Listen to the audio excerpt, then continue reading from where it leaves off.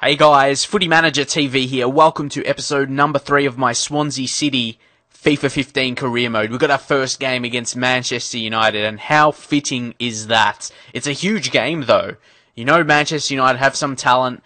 Again, at the start of a career mode, I like to show my settings in terms of my half length, what level I'm playing on, and the camera, because I usually get a lot of questions involving all these things, what camera I'm playing on, the difficulty, and the sliders. So, if you're watching from the start, you should know.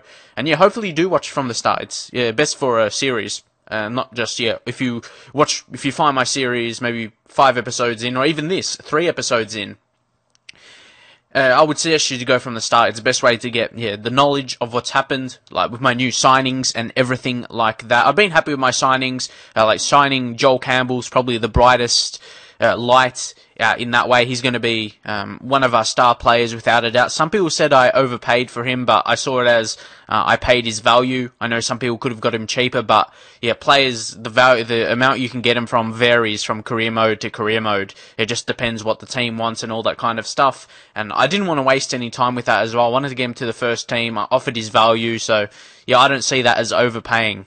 That's my opinion. Sure, could get a bit cheaper, maybe a couple million cheaper, but in the whole scheme of things, a couple million, I probably wasn't going to do much with it. So, as long as he performs for me, that's all I care about. So, I'll definitely look into that in the future, though. I'll be careful with players running out their contract in under 12 months. Maybe I'll offer a couple million less than their value. So, thanks for giving me a heads up for that. I'll definitely take that into consideration for future signings. But you look at Manchester United's squad, or the starting 11 for this game. Interesting that they are going with Andreas Lindegaard instead of David De Gea. Will be interesting to see if it makes an impact. But we've got Lucas Fabianski.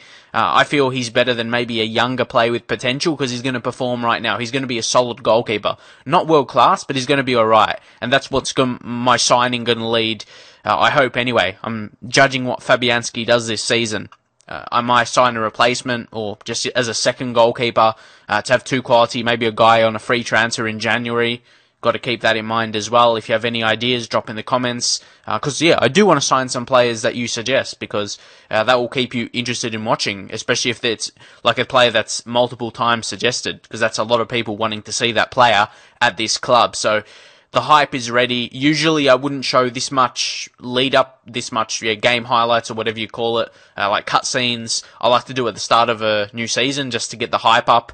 And can't get more hype than this Manchester United, who sacked me. So absolutely huge. And you can see Joel Campbell early. Just look at this, just darting through the defence. Look at that pace and dribbling. Tried a shot. He didn't get it on target, but that was so good.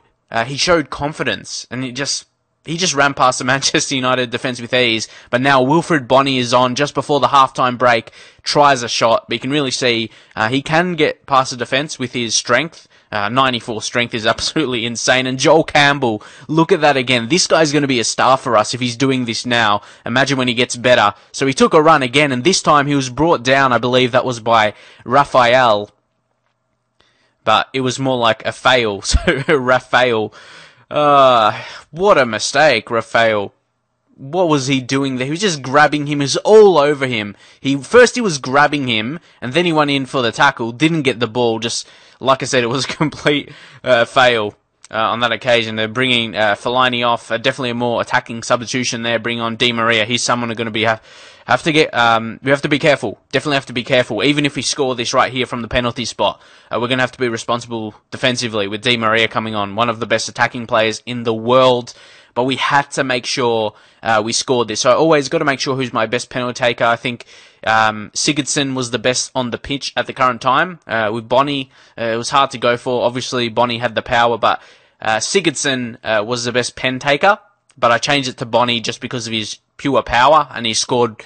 He looked like scoring so far in this game, and he looks very, very good, and he's going to try that with the strike, and bang. And that's why I said I love to go for those powerful shots, so I prefer to use a penalty taker with high power, so I can blast that shot, even if they guess the right way like he did on that occasion. Very minimal chance of saving it, especially from a high shot power of Wilfred Bonney, or Boney.